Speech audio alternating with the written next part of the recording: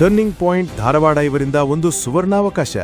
ಶ್ರೀ ಶಿವು ಸಾವುಕಾರ ಅವರ 25 ವರ್ಷಗಳ ಅಮೋಘ ಅನುಭವದ ಮಾರ್ಗದರ್ಶನದಲ್ಲಿ ನಿಮ್ಮ ಮಕ್ಕಳ ಭವಿಷ್ಯಕ್ಕೆ ಭದ್ರ ಬುನಾದಿ ಹಾಕಲು ಸಜ್ಜಾಗಿ.